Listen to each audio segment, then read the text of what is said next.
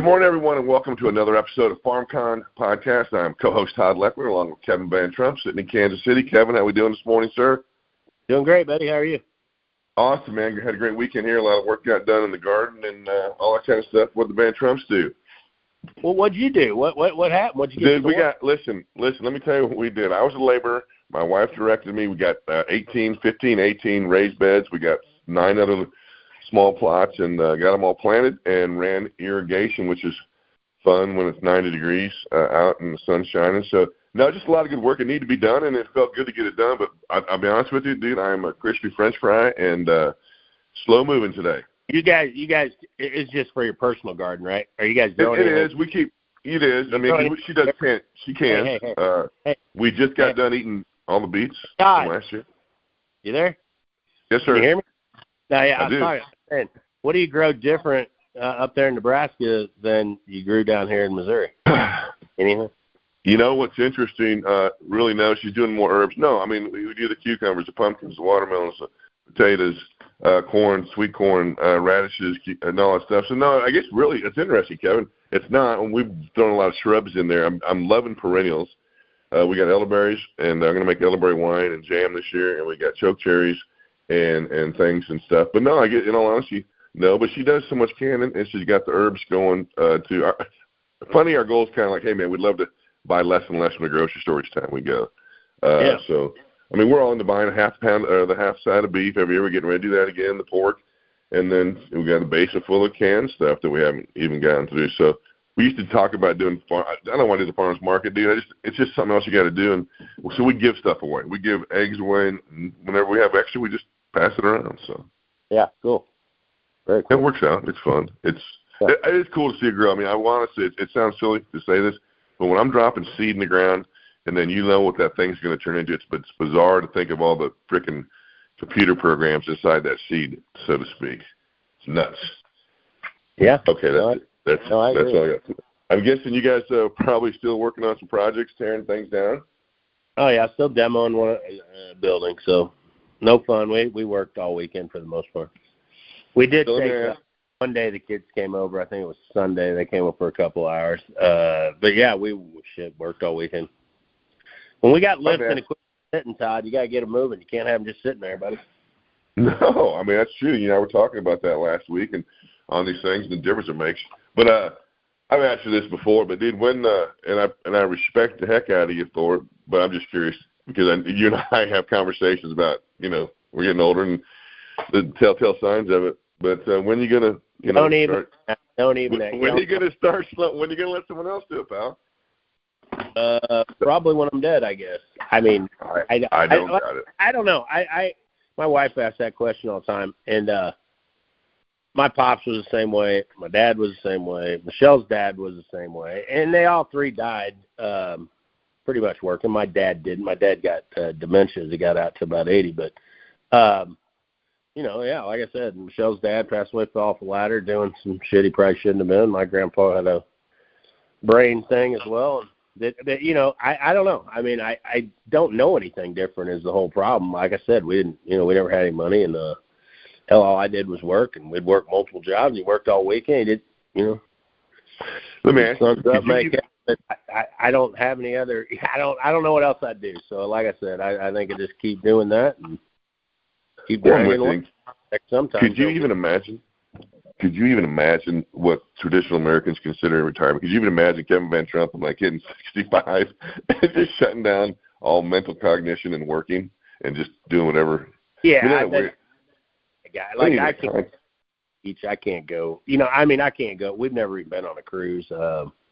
I don't know. I just that stuff just gets me. You know, I'd like to try to be able to figure out how to sit and maybe do nothing, but I don't know. Like I said, I'm sure when I was a kid, if all that was around the ADD and ADA, ABCD, whatever, I know I had all of that. I'd had all of that for sure. Just, you know, I don't know. Just like to stay busy and just keep on keeping on. So I just think people are wired. Some people are wired one way, some people are wired a different way. It is what it is. My wife asks me all the time, when are we going to stop? You know, And I have those moments where I'm like, all right, we're not going to do anymore. We're not going to do any. We're not going to buy any more buildings. We're not going to do this or that. But yeah. All right. Well, they keep on.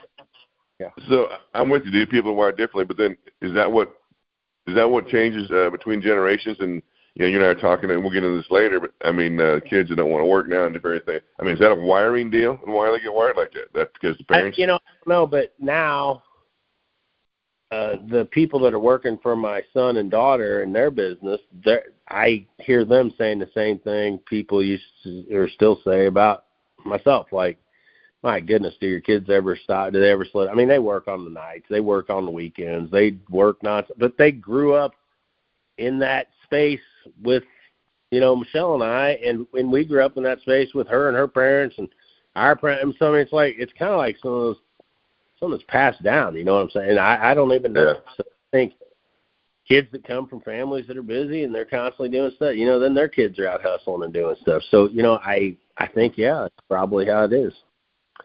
Well, I mean, you can definitely see the market, the line drawn there from suburban to rural life when it comes to work ethic. I mean, and not everybody in suburban. I'm not saying that. It's just most of them are growing up based around convenience and pleasure and comfort, where everybody else has got a work ethic. So interesting stuff. For sure, but I think that's a great point you bring up, and that's why we like to try. And I know the kids have been trying. I'm not gonna. I mean, I'll probably catch shit over it, but I mean, we love to hire. In some of our other business, love to hire kids that grew up on a farm, And all I'm saying is this, Todd. Say what you want about the country clubbers and the country club. When you work on a farm, or you're raised on a farm, or you're going, with your family and actually work on a farm, like your house or anywhere out on the farm. You wake up every day, and you just know there's going to be a shitload of problems, right? Like, it's just one thing after another, especially if you got livestock. And, like Pops and I, my grandma and I remember just being young and a kid, and it's just, you're going to have constant problems. And those problems, you're overcoming those problems all day long. And when you overcome those problems, you feel good about yourself. That's where happiness comes from. Happiness isn't something you can buy, or you just get out at the country club doing nothing, playing some golf, doing some swimming. I mean, happiness comes from overcoming things you didn't think you could overcome, and then you did it. Like yesterday, you said you worked your ass off out laying this irrigation. You probably, you were hurting, but you look at it, and holy shit, feel good about Absolutely. it all.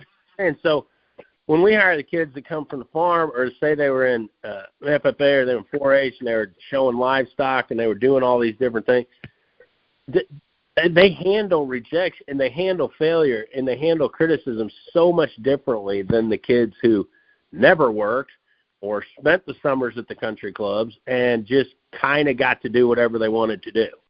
You see what I'm saying?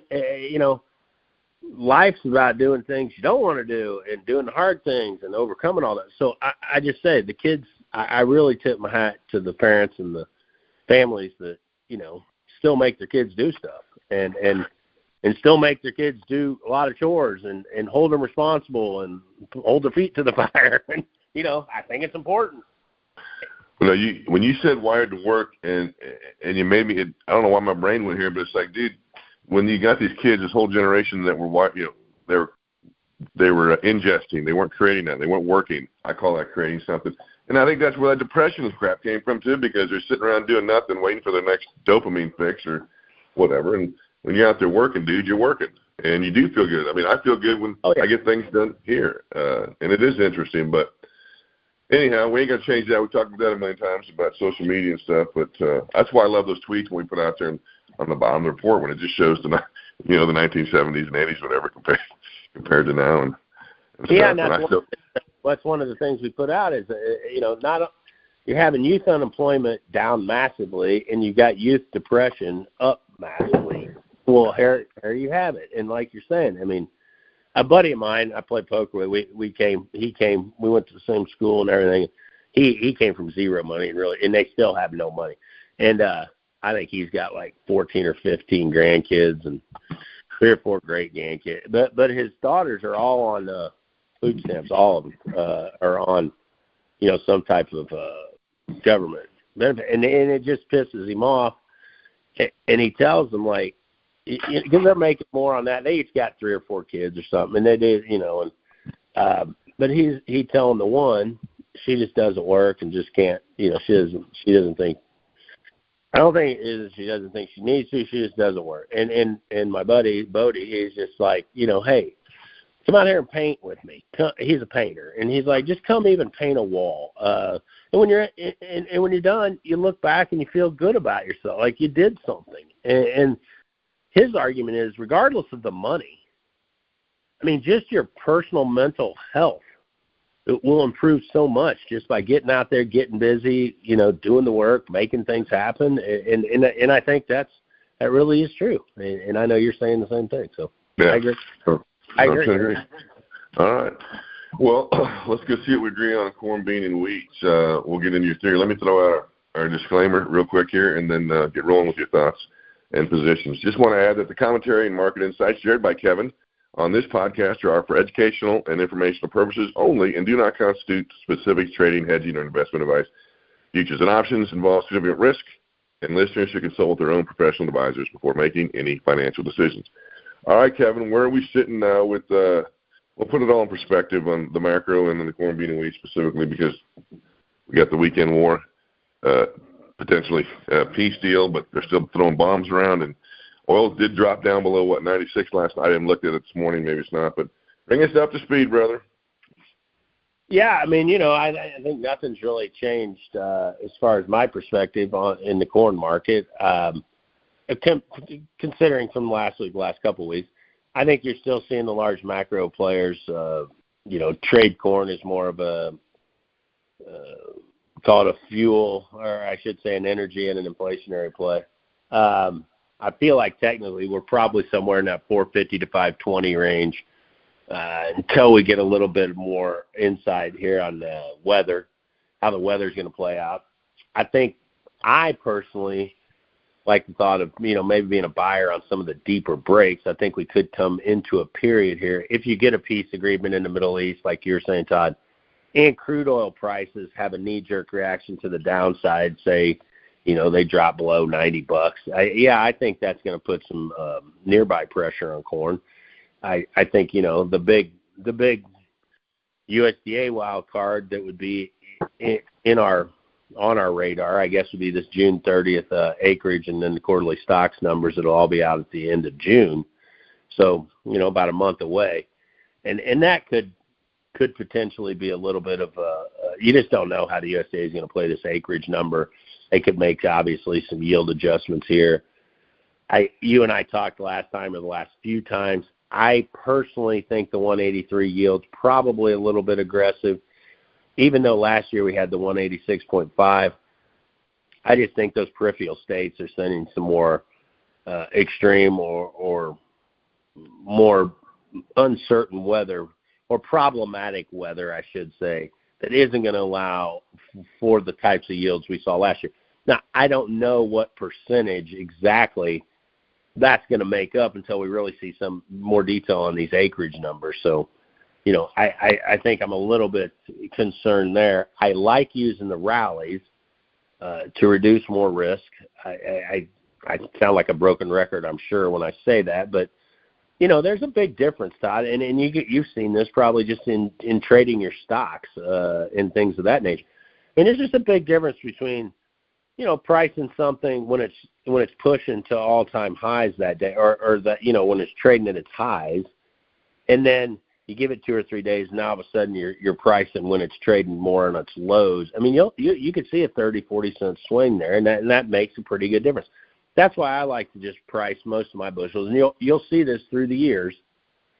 I would say 90% of my sales will come when the market's pushing to newer highs, and that's when I try to take some of that risk off the table. So, that's where we're at really in the corn. I don't know specifically if you're looking for anything real specific-wise. I know you were asking me some questions the other day on the global ending stock. Well, I mean, what about – let me ask you this. Just throw in your opinion on – you talked about potential headwinds, but what about a tailwind China, Chinese purchases? Any more thoughts on how much that $17 billion may do something for us, for corn and ethanol and sorghum? I don't know. I think there's a framework or some type of small bit of structure in place that the Chinese are going to agree to take 17 million. I don't really know what that means though in a granular sense or from a specificity. I would have to believe that means we're going to see them take a little more of something, either corn, sorghum, or ethanol, DDG, something along those lines. I would think they would need to take a little more of that, unless they came and made some crazy large wheat purchase or they made a bigger bean purchase like some people want to argue. So I just don't know. I don't know how that's going to play out or how we're going to see that that number split up. But, yeah, I think that's what you have, Todd. So the bulls, in my opinion, it's just the whole – if we were viewed from 30,000 feet, we were in what I would call a structure. We were more in a bear market, obviously, because we were oversupplied. 2.2 billion bushels. Last year's crop over 17 billion, a record 17 billion bushel crop out of the U.S., followed by the record production out of South America. I mean, we're swimming in corn. I mean, and so you were in a structural bear market just based on being oversupplied. I think that dynamic has shifted and changed now, and I think the bulls are somewhat in control of this market, and the bears have lost their grip, continue to lose their grip. And I think now you're sitting here with global ending stocks, pulled lower to some levels that really we haven't seen in a little bit of time. I think now the market is structurally sitting here with energy prices elevated, inflation worries, the funds with a bullish tilt. I think now the market is just sitting there saying, if there are any production glitches or any significant production glitches, this bad boy's taking off. And we're going aggressively higher. And I think that's kind of where the market's setting itself up. Now, could we continue to trade sideways to even a little lower? Yes, I think we could. But I think any little glitch or hiccup is going to be bought, because the funds are sitting there in their mindset, Todd, saying, you got a super El Nino coming. You got crazy record high input prices. You've got talk all around the globe of screaming higher inflation. The corn acres just might not, the corn acres may be reduced. And just because simply these higher input costs, more weather extremes and uncertainties ahead. So I think you kind of have that safety net now a little bit under the market. Now, like I said, I'm not going to be blind over here and say that there's no downside risk, because there's always downside risk in case this thing were to fall apart. But as we sit here right now, I think with energy prices somewhat elevated, I think they're going to stay somewhat elevated here through the 2026 year at least. The cost to borrow money elevated. You're seeing that on the back end with the rates in other places, especially around the globe. And so, maybe you do see a reduction in overall acres. At the same time, a bump and an increase in overall demand simply because using corn for ethanol and some of the other things that are coming from that front. So, like I said, I think we got a great demand story. I think the funds and the macros are lined up to be bullish. Now, if you get a weather hiccup or some type of major production glitch, acreage setback, we move higher. But until that happens, maybe some bulls get bored. They kind of move out, take some money off the table. We drift sideways to lower. So that's kind of how I'm playing it for the next 2-3 months.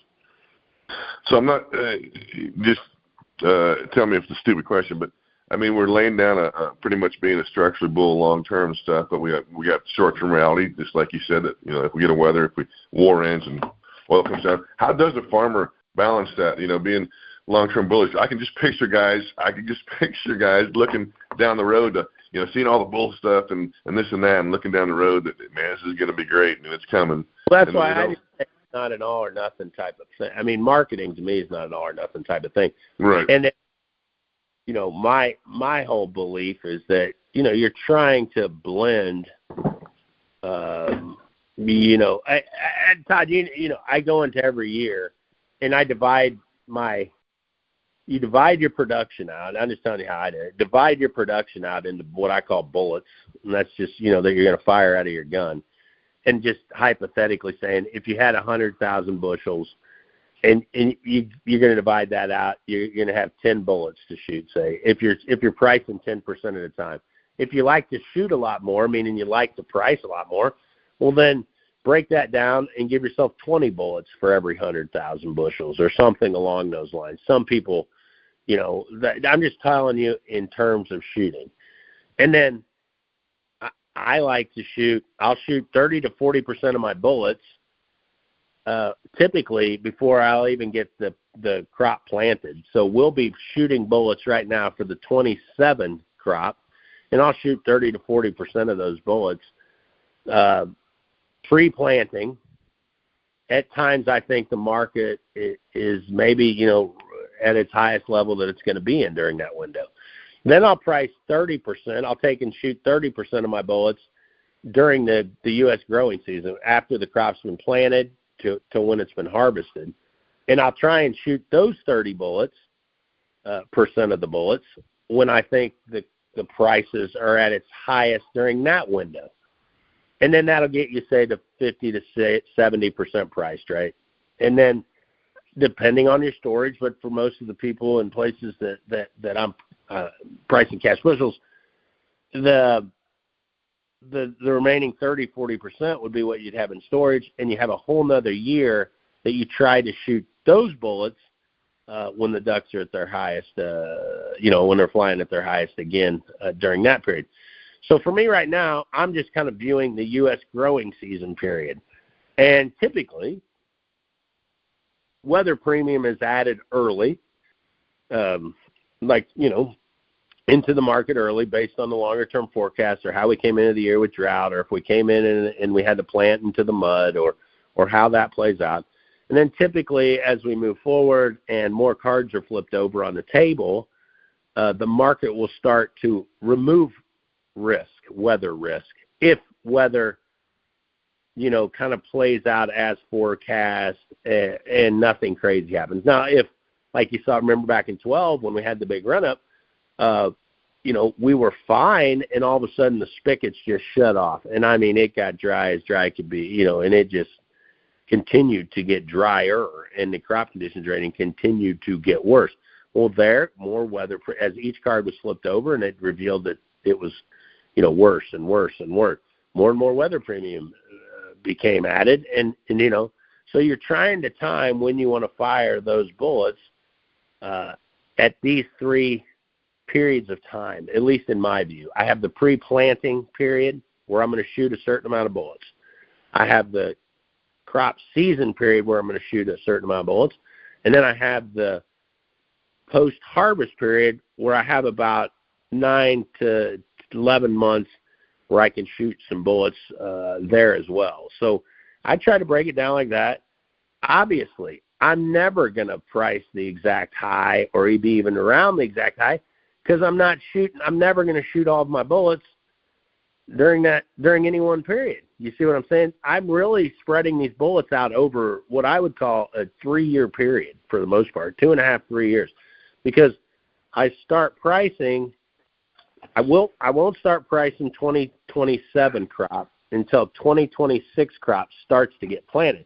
So what I'm saying is you almost have a year of pre-pricing. You have your crop season, and then you have a year of post-harvest. So you're really 2.5 years of a window, a pricing window for my bullets to be shot. And all I'm doing during that period is breaking it down even into smaller time increments, and then trying to pick when those inside those smaller time windows where we're going to maybe have our best window of opportunity to price, and if things line up, this is probably the period of time where I should be shooting some bullets. So that's where I've told you, and I tell a lot of people, time is really probably one of the more important ingredients in my marketing for me than I think most. Yes, price is important, but really time is really something I focus heavily on, and then try to see within that time window where will be my moments of opportunity where the stars might align, and I might catch the funds rolling into something more bullish or putting a little more juice behind it. And that's kind of what happened with the wheat this year, Todd. We were looking, we kind of had our eyes set, and we knew we had these bullets to fire off, and we knew we needed to get them done by that window. And we said, hey, we think that as we turn the corner into Feb, March, April, into that period, that will be our window of opportunity. And sure as hell, it kind of worked out for us, and then we fired a bunch of bullets off. So I hope that helps you. If you got any questions on that, go ahead. It does, but I tell you what, I remember when I first started working for you, and you've written about this time factor the whole time. I never got it, and I'm guessing a lot of farmers maybe didn't either because everybody gets so hung up on price. But, I mean, at the end of the day, finally, years later, it finally hit me, dude. If you're not using those, I call them quarters, quarter one, quarter two, quarter three, quarter four, so to speak, or three quarters, you're going to get stuck in the fourth quarter of the game, 2-minute warning, you got 80% to sell, and now you've thrown out most of your decision. You're operating on emotion and fear and stuff. So the time thing just puts you in a better mental place, at least to make, to look across the board. And you got to look at it like this. You own a business. And this is just like you, Todd. You own a pro shop at a golf course, correct? I mean, you were the head pro. You own a pro shop. Yep. And it's like, say, Dick. So Dick's Sporting Goods, I knew a guy that was high up there, Dick, and I believe he said they tried to turn their inventory 4 times a year at, say, a 20% or 18% gross. I can't remember the exact number. But they tried. So let's back it up. Let's just do this in dummy terms for business. You got $1 million. You go out, you got $1 million cash yourself, or you borrow $1 million, whatever. You're going to take that $1 million. You're going to go buy $1 million worth of widgets. Now, when you sell your widgets, when it's all said and done, you're going to make 18, 20% gross margin on the widgets. All right. So you're making a couple $100,000. Say you're making $250,000, a couple $100,000 on the $1 million worth of widgets you buy and you sell. Now, you need to do that 4 times in a year. That's what I'm telling you, Dick Sporting Goods. That's what I'm telling you, like Home Depot, try to figure out and do. Oh, you could go to women's clothing stores, whatever it may be. You're trying to turn your inventory X number of times, make X number of profit. How many times can you? No different than a restaurant, right? At a restaurant, you're trying to get, at dinner time, you're trying to get 3 turns out of a table, meaning I need 3 groups of people to sit at this table, so I have a 5:30 reservation. That's my early people are coming in, my older people are coming in. Then I have my prime time 7:30, and then I'll have that late younger crowd that's coming in. If I can get 3 turns out of a table, holy shit! I mean, I'm gonna make some serious money. And it's about those turns in there. So, like Todd, at your pro shop, you spent a bunch of money and bought items. Well, you needed to be tracking the amount of time that it took to turn, move those items, blah blah blah blah blah. You see what I'm saying? Because that's how you're gonna better view and understand your profitability. So, I always said I looked at a farm very similar to an automotive dealership. You own an automotive dealership, and yes, you sell trucks. Well, that's number 2 yellow corn. But maybe you also sell Corvettes and some Camaros. Okay, well, that's soybeans over here. So then maybe you also have wheat or you have potato. Okay, so you have a few other lines. But what I'm saying is you're going to get a new model every year at the dealership. You sign a deal with Ford, GM, whoever you own your dealership through. They're going to allocate so many of these vehicles to you every year. You're going to get some special editions based on the number of volume and the amount of volume you do and blah, blah, blah, and the carrying charge that you make and the carry back to the, and there's all kinds of ways that you're going to make money from the dealership and based on this and that. But as the owner of that dealership, you've got to figure out how the hell am I going to move 100 trucks or whatever your allocation is from here, when I'm getting them in at the start of the new production year, model year. Okay, now how am I going to get rid of them at the end of the production year when these new models are starting to come in? It's just the exact same type of analogy. You see what I'm saying? Because you're sitting on stored bushels, which would be your, say, 2025 pickup trucks. But now all of a sudden the 2026 models are starting to roll out and come in. Well, what the hell are you going to do? Are the elevators bidding up? They're not bidding up. Is the basis weakened? Probably. I mean, you see what I'm saying? There's so many similar dilemmas, but it really, if you own that dealership, and I've talked to lots of guys, and I know several of my buddies that own big car dealerships. I mean, timing is everything. I mean, they love to move new models early. Like, you know, if they can get X number of risk off their lot and really blow out and move some of those, some of their inventory, pre-book it or early sales. I mean, they just love it. You know, they couldn't love it more, because then it keeps them from putting them in a bind later in the year. So, there's a lot of things and strategies I've worked into a lot of this, but all that just still comes down to numbers, the data, the margins, and really the time and the timing and the moving of that line. So that's where I see it, Todd, from my perspective, or my head anyway. Oh, that's good stuff. Took me a while to ingest it all, but it just makes total sense now. Well, let's move on to soybean market, brother. What are you seeing there? Man, well, it's pretty good. I think it's similar.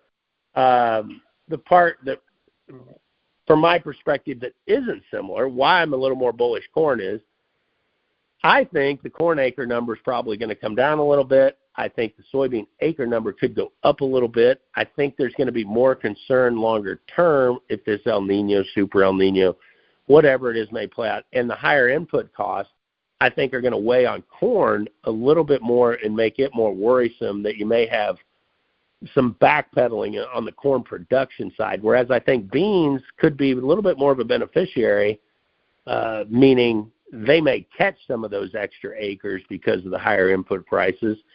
You could see more folks rolling a little bit to beans, and the strong demand story in beans may attract a few more people there. So all I'm thinking is we got a crazy good demand story in beans, especially from the domestic crush standpoint and perspective.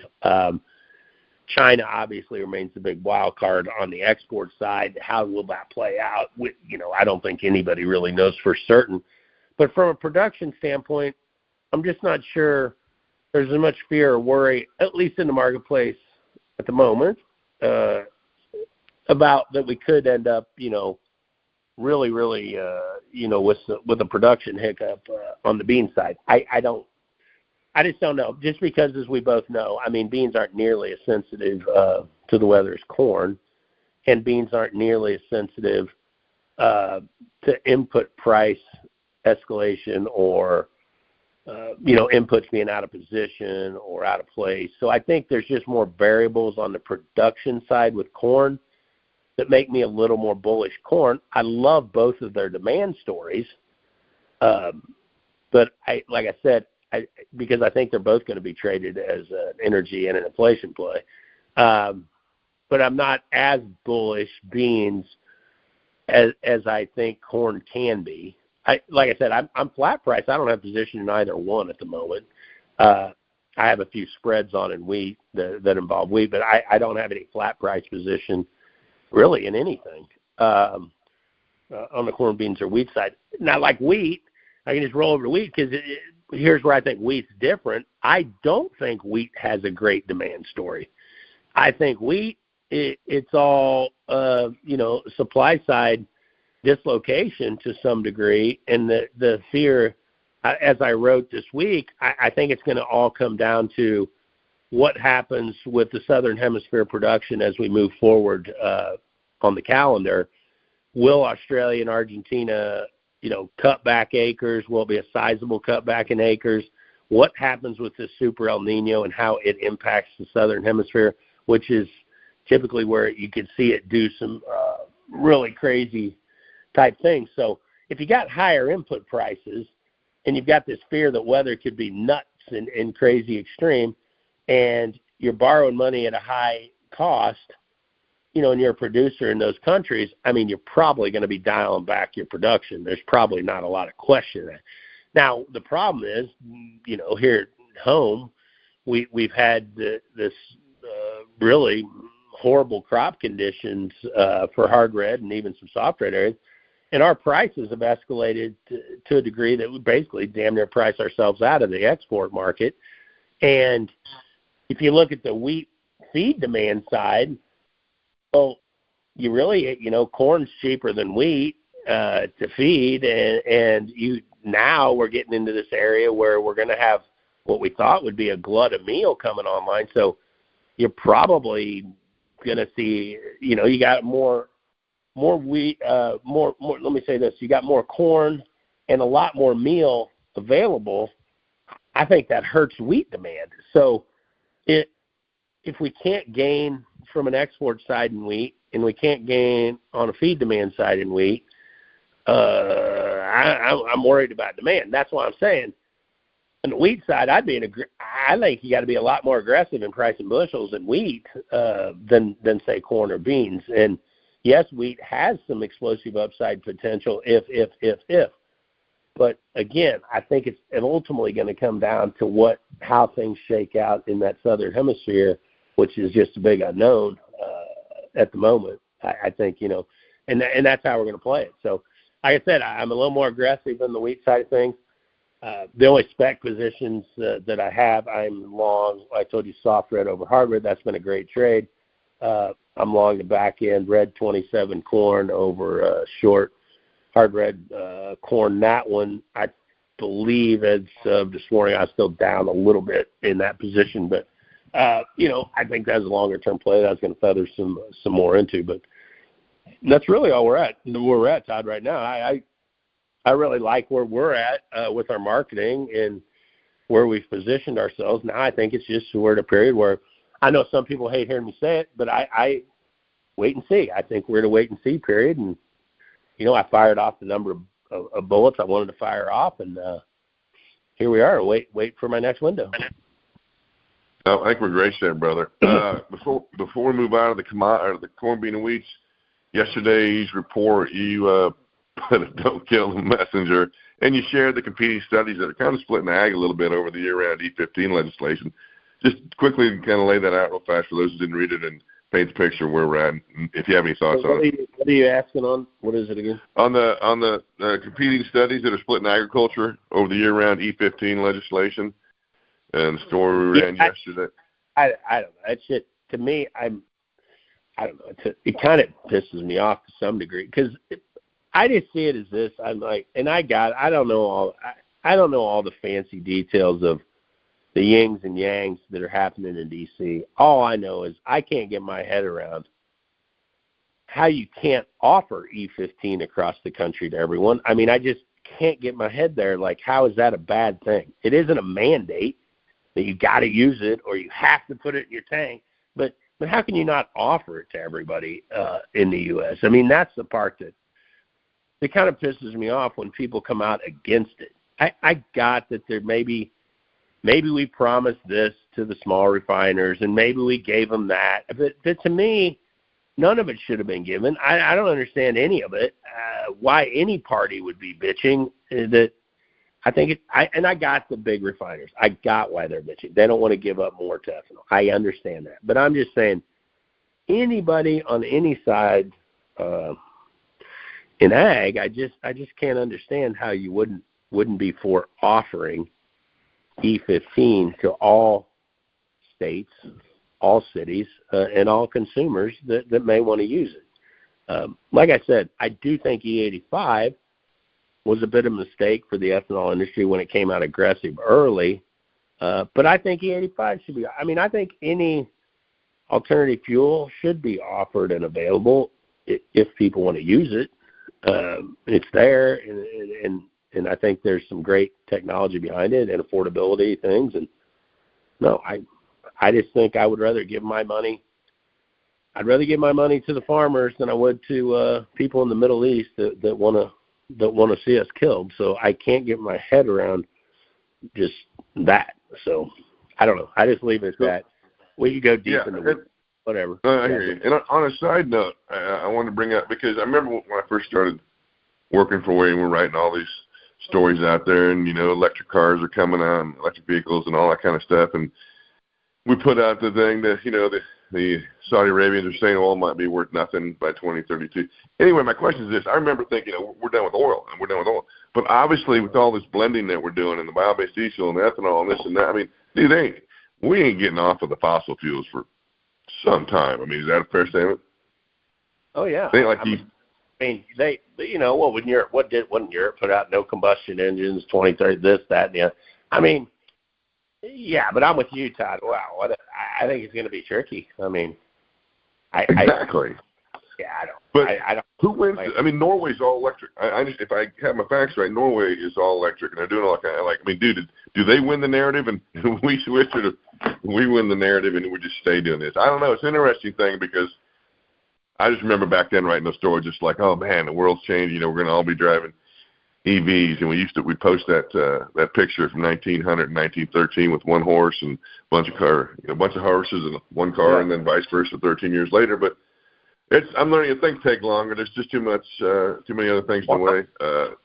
How does this big, huge new AI data center push and all the things that are going to have to happen with AI, the energy that is going to be required? Well, that's nuts. Yeah. To drive AI, how are we get rid of fossil fuels? That's what I'm trying to. I'm with you there too, because that's a new card. 10 years ago, 8 years ago, we weren't talking any of that. We didn't realize how much AI was going to chew and need energy. I mean, holy smokes. So, I'm with you.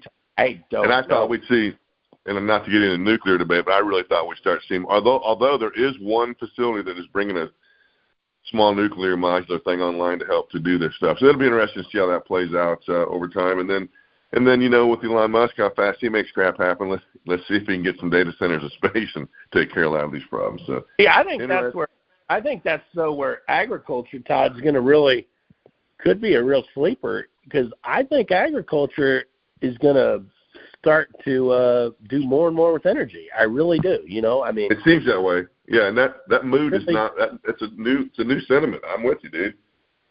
And I sure hope that plays out, and we don't get back into the food versus fuel debate, which maybe we will. But I'd really love to see. Our farmer, the world's farmers. I'd love to see them really become more like the oil baron, like the energy baron, should say, the Middle East. I just think it'd be just awesome to see that come full circle back. And I think that's what we thought 20 years ago, maybe, with ethanol, or what was going to happen and how it was going to play. And then it's been oh my gosh, has it been a blessing, right? I mean, the ethanol, and now what we're seeing in renewables, it's just incredible what that's done for agriculture. And without it, I don't even know where we'd be. But I think we're going to see, maybe with AI and these other things coming online, I think we're going to see a lot stronger demand and debate for agriculture being used as an energy, which I think could be just phenomenal for some people. Well, to add to that one last point, because I was reading up on 45Z a little bit, because they're having they're finalizing their public hearings this week in Washington and stuff. And I just to touch on your favorite subject, data collection stuff.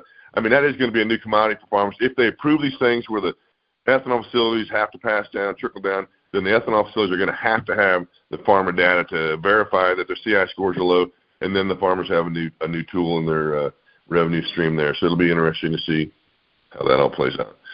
All right, we're going to move to macro now. And, you are constantly reminding me, rightfully so, that the stock market is not the economy. But, dude, I've sent you this stuff. And the scale of the gap right now, we have a 19-year high on the 30-year yield, and the worst consumer sentiment in over a decade. And Wall Street's right at an 8-week high. Seems like there's a lot of disconnect and stuff. So, I mean, what are we to take away from this? What exactly is being priced in now? And just make sense of it a little bit, because I'm just a regular dude, and honestly, I see all these things like, well, gosh, which road do I follow? Which direction? Well, I don't know. I mean, it's like what news do you listen to, right? I don't know. I mean, I knew you were going to make it this simple. Go tell me about an MSNBC or CNN poll, and then go tell me about a poll that Fox did. I mean, you tell me. I know, but okay. But this is who the hell is Michigan? Who's the consumer sentiment? Nobody came and asked me my opinion on the.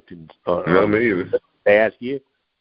No, but I'm telling you this, dude. I paid attention because I ate out twice this week, and K-shaped economy or not, and we'll talk about it in a minute. I mean, dude, the regular people are spending money eating out, at least. I'll tell you that. every night. That's what I'm saying. I haven't been to any restaurants that aren't crowded. Yeah. I mean, so I'm with you. I think prices are high. I do think money's tight too. I mean, I think people are fairly tight on money. I think, but they're still spending. So I think they're spending in different ways. Like I said, I do believe that. I'm not sure I fully understand some of that logic on the K-shaped kind of this, that, and I hear that word being slung around. I know, but well, I mean, basically, isn't that all that means is that the top 10% are doing all the buying and the other 90% are just tight as a drum? I mean, isn't that really what that's? I mean, it's just they're doing less, but okay, yeah. I mean, generally divided into the who's keeping the GDP up, I guess, you're spending. But there was a tweet I ran across. I mean, on these earnings calls, the CEO of Ralph Lauren said our core customer continues to be resilient. Then Walmart's CFO comes on and says that while lower income consumers more budget conscious and perhaps navigating financial stress. I just wonder, because we always talk about, I mean, at some point we're going to know that it happened. It being the spending, which drives 70% of the economy, is changing. Is this the first?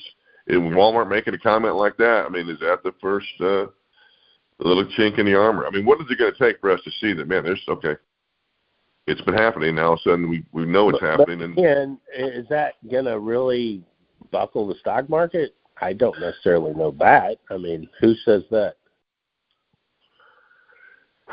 Well, if they're not spending. Well, who says that, though? The economy can be, I mean, you could have a recession. I mean, and you could still have a stock market.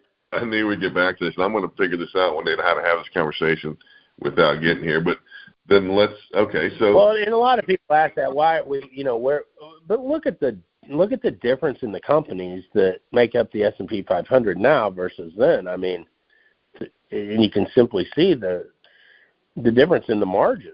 I mean, the profitability margins are massively higher now than then. I mean, companies weren't making near the kind of profits that you're seeing these big tech companies make, and that's really been the ultimate driver of the stock market. I mean, and the margins are ridiculous. I mean, when you hear NVIDIA and you hear some of these chips and memory people talk about what they are forecasting now, and that's the whole deal, Todd. Like, oh, I know. All of these companies but all of these companies are basing all of this on, they're tied to each other. You know what I'm saying? Like, okay, we this, that, and the other, and this, that, and the other, and it's like all of that kind of has to come to fruition.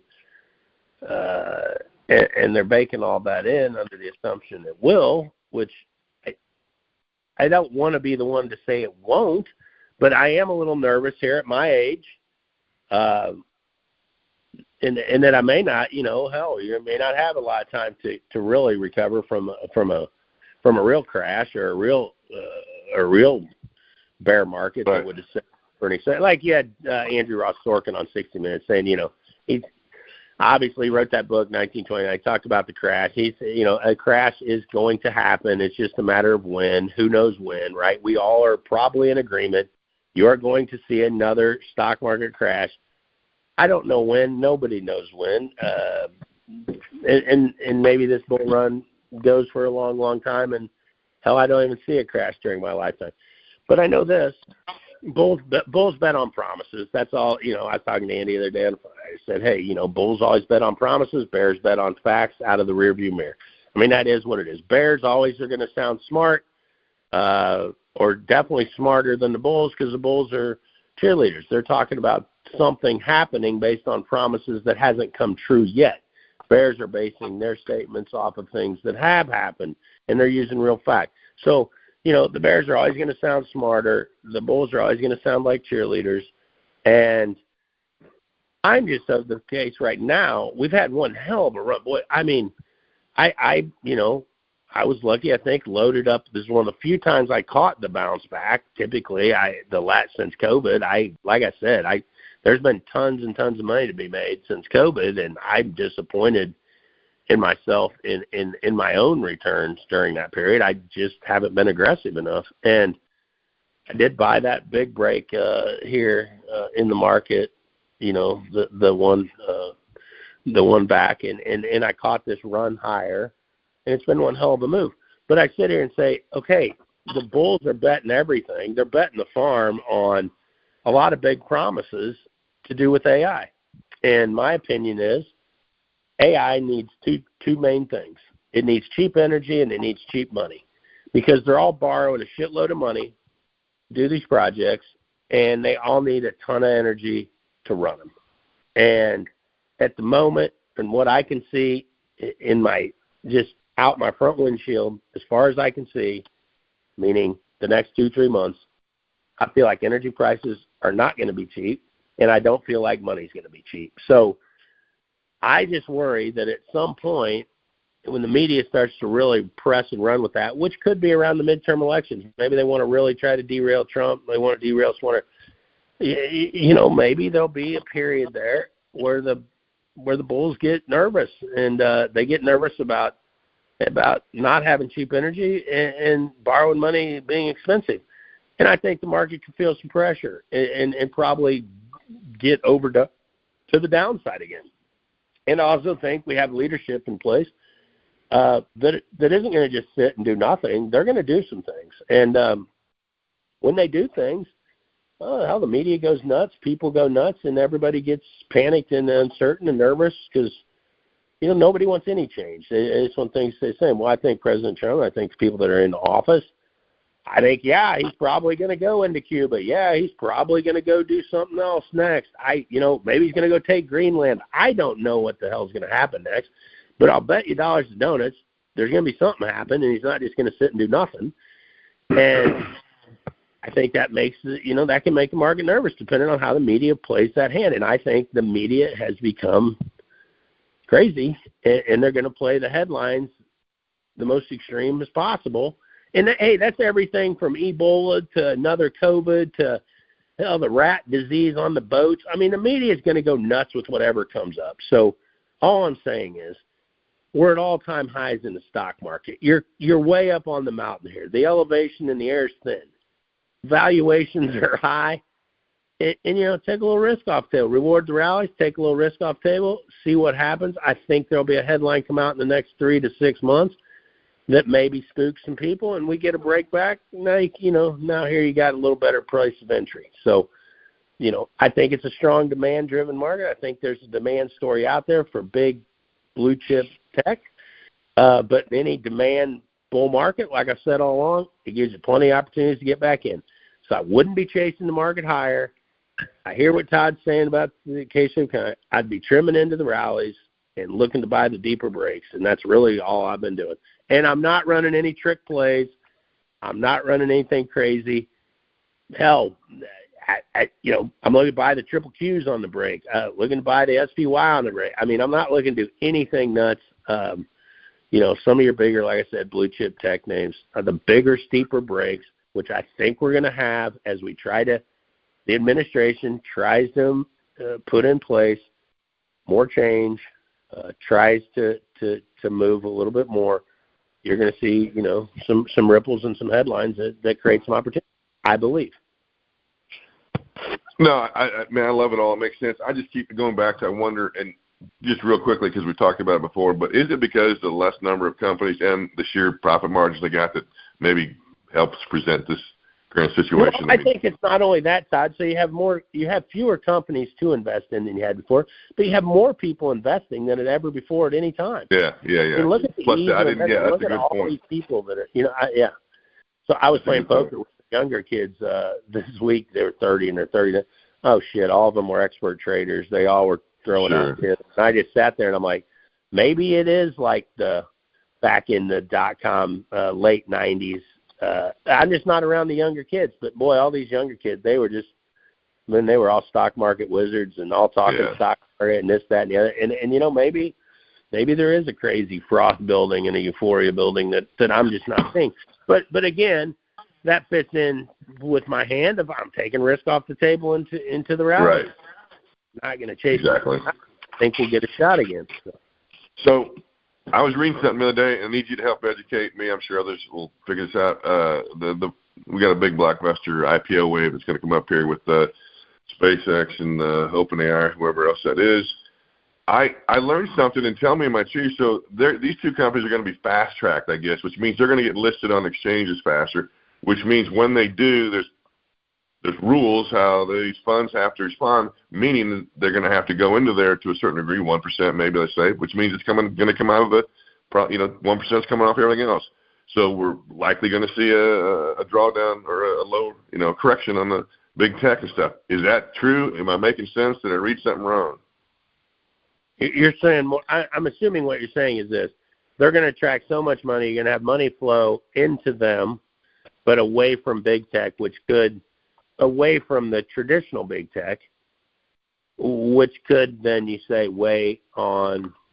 I am saying that, but what surprised me, Kevin, what I learned is, it's rules built into passive index funds that they have to because if once they go on the NASDAQ or whatever, then these money managers are going to reallocate so that they, the benchmarks match by year end and stuff. And my point is, because of the rules and how these things operate, is my understanding that money's going to automatically come in. It's not going to have anything to do with the fundamentals of the stock of the big companies or any companies that get drawn off of. It's just going to happen as a matter of mechanics. Is that not true, or did I read crazy stuff? But I don't. To me, that's just getting caught in the weeds. To me, that's, I didn't know. But how in the hell are you going to? How are you, Todd Lechter, out in Nebraska working your garden? How in the hell are you going to use that to your advantage as an investor? I think that's. See what I'm saying?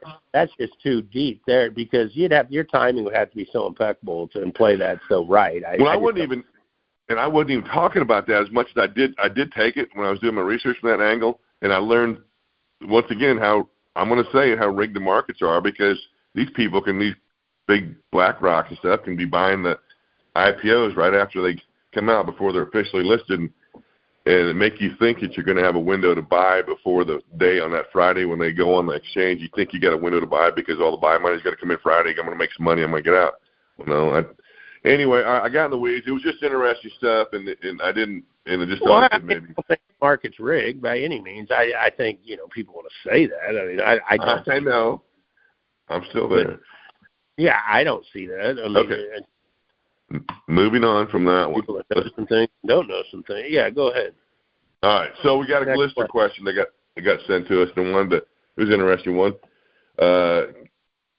It came in and said, Kevin, how do you manage tax consequences when adjusting your portfolio into and out of cash? If a guy's currently 80% invested in stocks, mutual funds, etc., converting to 40-50% cash is a significant event if you're holding even a mid-sized portfolio. You make it sound too easy. What am I missing? Go ahead. Well, knock on wood, I've never had any tax. I use CBiz and some of the other bigger tax people that handle all of our things. I think what he's at, and this is the problem, is everyone's myopic in their view, and they view everything from their own perspective, which is right. That's right.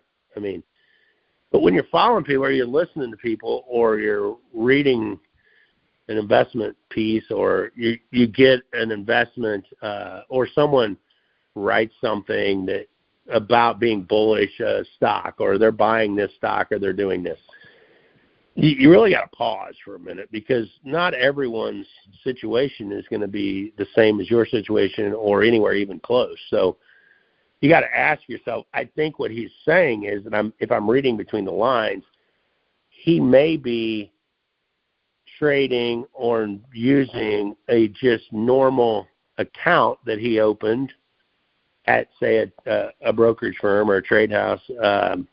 Say he opened an account at E-Trade, just a basic account. He's going to have implications on short-term and long-term capital gains by moving in and out of positions the way he's saying that I opt to move in and out of positions. But what he probably doesn't understand is that I have all of my accounts set up. So I have specific commodity trading accounts, which our accountants view as in one way. Most all of my stock trade, most all of it, I bet 99%, most all of my stock trading is done inside of 401ks, SEPs, Roths, and traditional IRAs, longer term. So necessarily moving in and out of into a cash position or a stock position on the longer term 401k.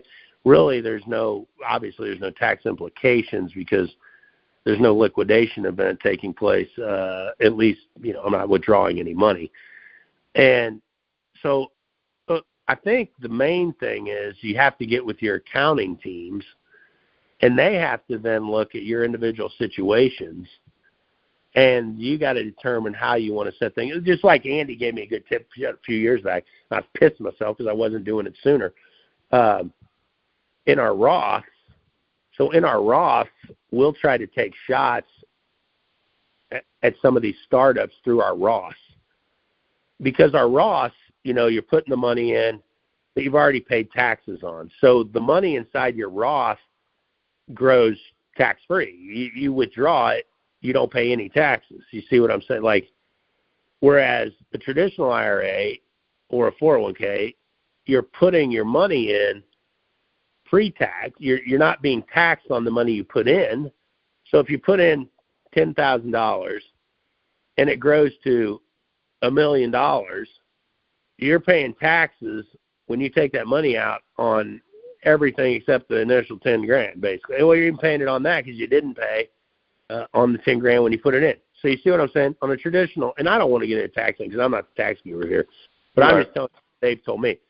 So when you put your money into a traditional, like I said, IRA or 401k, you're taxed on all the money when it comes out, when you take it out. And so, but say a Roth, you're paying your taxes on the money before you put it in, and then whatever it grows into, you do not pay any taxes when it comes out, basically. So, Andy's like, why in the hell? We were doing some ag start. I don't know. We threw some money at some ag say. He's like, what the hell are you doing? What entity are you putting that in? And I said, what are you talking? He's like, put it in your Roth, you dumbass. And I'm like, why? And he's like, well, so if it hits a huge home run, we're not going to pay any taxes on the huge. That's like you've read out there. Peter Thiel has that Roth that is like some insane amount of money in it. Like it's got like, I think it was like billions of dollars in this Roth because he took, when he invested, I think early into Facebook or early into some of those, he made those investments in his Roth. And when they blew up and exploded into millions and millions and billions of dollars, it was in his Roth. I mean, he's paying no taxes on the shit. It's like, it's genius. But like I said, there's so many different angles and ways you can play all of that. I am no way, shape, or form any type of expert, and don't anyone think I am.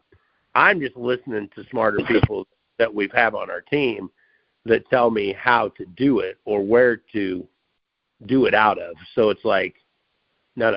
If you want to trade this, do it out of this account. If you want to do this, do it out of this account. And if you want to do this, do that out of this type of account. So, yeah, and hey, guys, I do that with that. I mean, I'm having that, dealing with that all the time. So, like, every property we buy, right now, I'm having to go back to the title company because I went and wrote a check for this one building. I just wrote a check out of one of our basic accounts, and it ended up getting titled in, I think, Kevin and Michelle Van Trump or MBT. I don't know, something. But the accountants and the lawyers, they need that thing to be titled in an entity. They don't like them titled like that. So I got to go, Michelle and I just said that we got to go back to the title company. I had to sign more paperwork to get it flipped over to, we typically will call, like this one, we bought it, I think the address was 1825 something. So this one's called 1825 Farmhouse, and but it's a big building in downtown Kansas City. But we just name them the old. We own the oldest firehouse in Kansas City. I think it's called Firehouse Gary or something. And so they're all in their own entities, and they're all set up in their own, in their whole own holding pattern with their own book, their own account, and some of them are even set up differently. Some of them will have maybe Michelle and Kennedy for total female ownership because there are some areas in the city that offer certain tax event, or maybe they offer urban development incentives for female-owned, or they offer art abatements. We have a few buildings where we're getting art abatements for allowing artists to use them for certain things in the city. So there's all kinds of things that are out there. And that's what I'm saying. You got to make sure your accountants and your lawyers and those types of people are kind of on the same page, and at least get an accountant to look at it and talk to you about your specific situation. And that's where I'm saying that writer or the subscriber writing in, Todd, I don't know their particular situation to tell you correct where they're having their but he's definitely correct. I mean, they're definitely correct. They're saying, hey, I can't move in and out of this like that because I'm getting hit with this tax implication. Well, all I would say is like, okay, well then you need to be talking to a tax expert and figuring out maybe you need to be trading out for Roth or a different type of traditional or something different if you're getting hit with those types of implications. So I don't know specifics, but I'm just showing you how much structure and I guess in the importance of it is having it all structured correctly, because I didn't know any of this, Todd. I mean, all this came to me through trial error and really paying a lot of damn money to learn a lot of valuable lessons that no one ever taught me. So, let me ask, because you just educated me. Yep. Yeah, go ahead. Well, so you just educated me on a couple of things. So let me ask you this. I know you're not a tax guy, but are you telling me that if I put my part of my retirement or portfolio in a Roth, and Roth, I make now, whatever, but you're telling me if I make money, the one I've already paid tax on, once that principal goes in there, you're telling me I can make 100x on that principal and not pay tax on the capital gain? Right. That's the advantage of Roth, but the Roth limits you. But a Roth limits you now. Some people, that's the problem. I don't certain tax brackets. You don't qualify for certain things. You can't write certain. Roth limits. I think Roth. 7. I don't know. There's some stepped up things in Roth when you get to a certain age where you could use that as a catch up. So like at your age, Todd, I think there's some step ups in there on a. I'm going to be looking into Roth it. That's huge. But I don't know the exact numbers on that. Okay. So, but you're exactly right, because you already paid your taxes in. You see what I'm saying? And then that allows. I know, but I'm making new money still that I haven't paid tax. That's what's shocking. That's what I'm saying. That's why Andy kind of got on my ass about, hey, why are you putting you should be putting that. I said, well, no, duh. I said, what am I even thinking? I wasn't thinking. You see what I mean? It's just silly. It does pay to know things. That's good stuff, dude. I've got some research to do now, because that's a game changer right there to be in a certain way. Well, appreciate all people. Send your questions in. Tell us what you're seeing here and want to know. We're glad to. Well, hey, listen, and that's the awesome part of this podcast. And when you're dealing with me, is remember, I came from nothing. There is no question that is going to be too silly, too stupid, or too anything. If you don't understand something, write it in. We'll touch on it, and I can probably help some folks just from, like I said, the only reason I'm on stage maybe more than someone else is I've had more failures, and that's all I'm saying. My stupidity and the dumb things I've done, I can maybe help some folks because I've tried to learn from those and tried to get better. So, like I said, that's all. And those are all good questions, like you said, like the guy. That's good stuff. Well, we're going to finish up on one of your story 3H perspective stories that you wrote yesterday, I believe it was, or maybe it was last week. But regardless, it was meet people more than halfway. And your kind of premise was like technology advances at an ever more rapid pace. Artificial intelligence is going to bleed further into our daily lives. And we need to make sure that we're thinking about sharpening our personal and people skills, and you believe that they're going to become of greater significance and importance moving forward. I just wanted you to explain that a little bit, and then what it means to meet people more than halfway.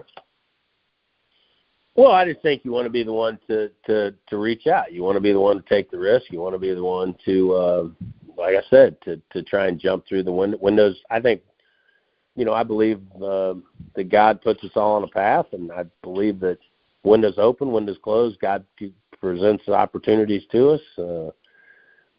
those opportunities come, they pass, they move. I tried to believe that God presents and puts those opportunities in front of you, jump through the window and see what's on the other side, and see where you can get. So let me back you up a little bit on that story, because you touched on you did touch on the things regarding how our brains are wired and some data in that regard, and how people we are wired. And I believe so too, for my reasons that we are wired. We think about self all the time, and that's where taking that intentional step to do what you're saying there, meet people halfway, is a positive. You're breaking down a lot of barriers, but just touch on how we're wired a little bit. I mean, whether people heard that or not, but I thought it was a good input. No, I think that's true. I mean, I think, you're wired for safety. I mean, you're wired to stay alive, right? If you go all the way back in time, I think, you're wired to not take risk. You're wired, to try and play it more safe. And I just think that's our human natural tendency. And so, but the people I've seen make it, and the people I've seen the most successful seem to be the ones that really put themselves out there, aren't afraid to fail, and aren't afraid of, I guess, looking stupid, looking silly, or being the one that asks the dumb question, or being the one that asks the girl on a date and she turns you down. I mean, I think you got to live life the opposite. I mean, you got to go for it. And that's just been how, I guess, probably how I've gotten to where I've gotten. I'm not, like I said, Okay. Let me throw this at you. Nature versus nurture question on why we are so doggone afraid to fail. And, well, I think it's a combination of nature and nurture. It's that you're born, that, you're risky. You don't want to, you're just wired to stay safe and stay alive. But then parenting on top has really created the problem, is because parents don't want to see their kids fail. Parents parents are competing with other parents. Parents need little Johnny to be better than the neighbor's little Johnny, and that's just where we're at. And that in and of itself has created the problem. And, that's just where it is. And it isn't, and you learned in life, Todd, it isn't about that. It's never about, it's becoming a better you each and every day, right? Like, if you can just become slightly better next week than you were this week, as a person, as a father, as a husband, hey, you're in the end, you're going to become one hell of a person longer term. But that people lose sight of that. It's about beating, you got to keep up with the Joneses and beat the neighbors, and your kid's got to be better than that kid, and this, that. Yeah, no, we touch on that a lot. All right, now I just like that, and just another reminder, and why the report adds a lot of flavor to personal life. So what do you got? Hey, I thought you were going to hit me this week with the kind of my negative spin, or negative, I guess, take on ag tech investing, or no, I got it here. Thank you for bringing that up, my friend. I just thought we'd run a little long on it. So listen, you wrote a story yesterday on the importance, and this is relevant to agriculture. Importance does not equal investability. And I thought that was, when I read that, it's all you, it's your experience stuff. So share what you learned in that piece that you turned into. Well, it's just a dangerous mindset, and I told you that before. I had to kind of ban investing in biospace, because I loved every single story about, every startup had a story how they were trying to help a child or a kid overcome a rare disease, or they were helping some animal or pet overcome something. And hell, there wasn't a bio story that came across my desk that I didn't want to help people. And so I finally got to the point where I couldn't do it anymore, because I was investing in every story, and everyone was a loser. And so you sit in agriculture and you kind of get the same thing, because everybody comes out and they got, we're going to help feed 50 million. We're going to help do this. We're going to help that. And all these big problem-solving solutions. And you get this mindset of like, oh, my gosh, this could be huge, or this could be a game changer. This could be the one that really, is something. And so you throw the money at it. And that's where the whole thing, importance doesn't necessarily mean equal investability. So I think that's really has to be driven home. And I've said there's so many, what I've learned overall these last maybe 15 years of investing quite a bit in ag tech startups and losing and really having a huge loser on my hands as far as its overall concerned. Some have been good, but the majority have been big losers, is the extra layers of risk that are involved in investing in ag tech versus some of the other layers of risk. And really, it's a double-edged sword, because you sit there and a producer, may only have 20 years where they are at the helm, right? If you've inherited the property from your folks and their folks. You may be the matriarch for about a 20-year window, and that means you got 20 seasons. That's about it. So you're not really looking to try a whole lot of new stuff that may screw up or ruin 2 or 3 of your seasons or crops. So you see, that's an extra layer of risk, because adoption may not be. You've got really fragmented weather, soil types, all these variables that also make it not like the iPhone, where every person in the world uses the same iPhone. You see what I'm saying? Well, in agriculture, hell, from county to county, it can be different. From state to state, it can certainly be different. And from country to country, it can be massively different.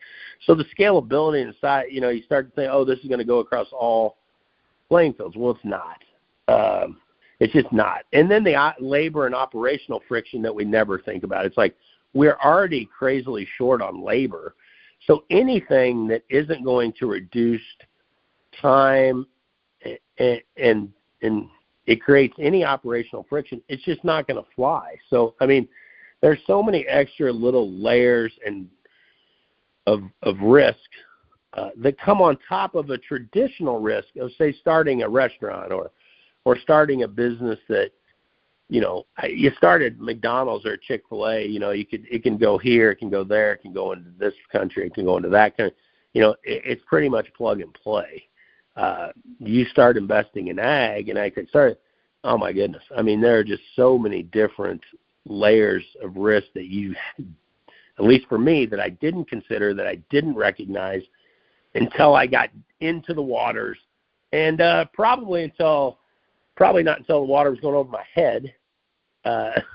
Todd, did I start to learn these new risk variables? And so I just tell people, investing in ag and ag tech startups is very, very tricky, and I think it's extremely tricky. So I think you got to be careful. And I'm still a huge fan. I'm still going to be a huge, I guess, promoter and driver of new ag startups, because I love the entrepreneurism and entrepreneurialism, and we need to be helping all the people we can out in rural America. And I'm a huge fan. I'm just saying, from an investor standpoint, proceed with caution.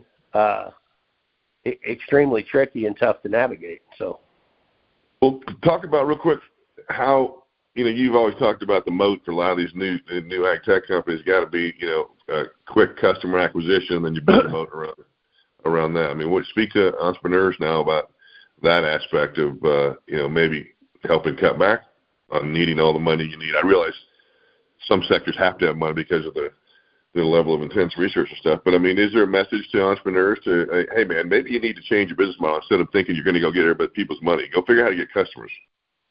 Oh no, you know me. I'm a big proponent of that. A lot of these ag businesses, and I've seen many of them. It seems like the founders or CEOs, once they start to do their raises and raise other people's money, I feel like damn near that's all they end up doing is trying to raise more money, right, and really trying to just appease the current investor pool and going out and raising more money, and just not really hyper-focused on gaining new clients and making the clients happy and solving real problems and listening to real feedback from the field and real, it's just too much smoke and mirrors. Too many bells and whistles that just don't provide real ROI in a timely manner for the producer, the landowner, things like that. I mean, and that's what I'm saying. I think everybody wants to be a part. Every investor, ag's hot. I mean, everyone wants to. It's like the bias. Like I said, everyone wants to help or throw money at ag because they see that the world obviously needs food and obviously needs agriculture, and it's an exciting spot to be. But what I'm saying, it looks like at first glance, or even at 10th glance, that it's a no-brainer. This is for sure going to be a great, win when you're writing that first check and investing in the business. But after 5 down rounds and 10 capital, this, that, and the other, it ends up being a big learning experience, and you're just sitting there shaking your head or scratching your head, wondering what the hell happened. And I'm telling you what happens. There's just so many different layers of risk that you just don't think about, that it makes it tricky. And so, there's a lot of landmines and things to step through. The way the current ag industry has been built, the loyalty and the moats built around some of the big incumbents, the uptakes or the lack of ability to have uptakes or exits for some of these startups, it's tough, and it extends the runway and makes them need more and more and more money, and that's the problem. More and more and more money. And maybe when money was free or cheap at 0% rates, that was one thing. But we're not in that environment any longer, and I don't see us going back to that anytime soon. So, like I said, I think you just have to stop and really, really think through how things may play out. And you really, I think Bob Troga had a great, he had a few great lines when Bob was on last year when he came to FarmCon. Trogelli, you need an exit strategy. You need to start with an exit strategy, and you need to know 2, 3, 4 people who absolutely, and you need to go talk to them. Would you be interested in buying this if we get to this? I mean, are you even a buyer of this business if we get to that level? I just don't think there's a clear sight to the exit, and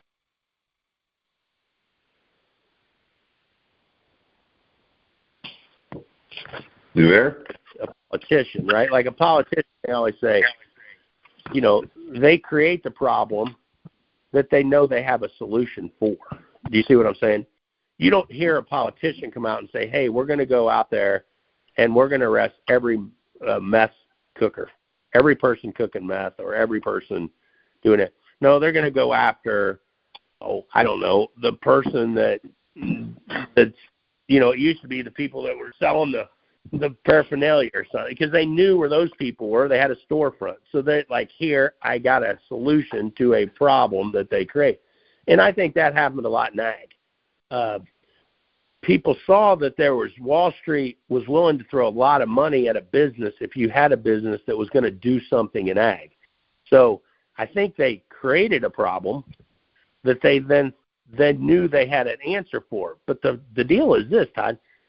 I don't think they were real problems that the producer was having on the farm. They were just kind of hypothetically made up problems, similar to what we've seen play out with carbon, correct? Yeah. I mean, I don't know if carbon's a problem or if it isn't a problem. I don't know who to believe. Climate change a problem, climate change isn't a problem. But I know this, some people have certainly made us think that it's a problem, and there's some people that are making tons of money because they've got the solution, correct? So yes, sir. Well, that's all I'm saying. And I think in ag we've seen a lot of that, and a lot of that's fallen on just, it just didn't play out the way the founders wanted it to play out. They thought they had pinpointed a problem, but it wasn't really a problem.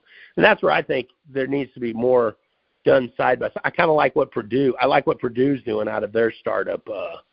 Dow Ventures. Cool. Yeah, Dow Ventures. And I think, bringing in producers, talking about real problems. They create a whiteboard that it'll list 50 problems that these producers they bring in say they have. And then out of those 50 problems, they'll have business people kind of look at what are some problems that we could use, and build a business around to solve those problems. And I think, I like that. I like that model. And I think that's what it's going to take more of. and less of probably just, people from Silicon Valley who see that Wall Street wants to throw a bunch of money at ag and then just coming up with some problem and saying, hey, I got a business now. Hey, throw some money at me. And then we'll pivot 1,000 times and keep saying we're doing this and doing it, keep raising more and more money, and then just keep pivoting. And eventually they'll pivot themselves down to being a low-cost provider of something, meaning, we'll sell cheap fertilizer, or we'll sell cheap seed, or we'll sell cheap something, because that's where, the business cycle and the customer continuum will pull them to be a low-cost provider. Well, they're dead in the water. I mean, once you get to there, you're dealing with no gross margin, you have no profitability, and you're dealing with people who don't have loyalty. And you're probably counting down the days just because you can't compete with the current incumbents as a low-cost provider. Because, like I said, if Nutrien or any of the big boys want that customer, well, they can just come get that customer and take you out of the game. So, I just think that's where we see, and a lot of it happens. And so I'm trying to just save people some pain points and just make sure you do your due diligence and really think through, how you might not be seeing the whole playing field here when it comes to some of this ag stuff. Just like I said, the extra layers of risk that are involved. Yeah, I thought that story was perfect and allowed you to share your story perfectly. So that's good insights and details to focus on. Hey, that's all I got, brother. What you got anything coming up this week that we need to know about? No, just the usual work. Okay. So. Just wanted to give heads up. Well, that's it, man. Well, then listen, I appreciate your time. We'll get together next week at this time, see if I can scrounge up some intelligence from some guests, and we'll go from there. I appreciate it, buddy. You have a good week. See you. Talk to you. All right, bud.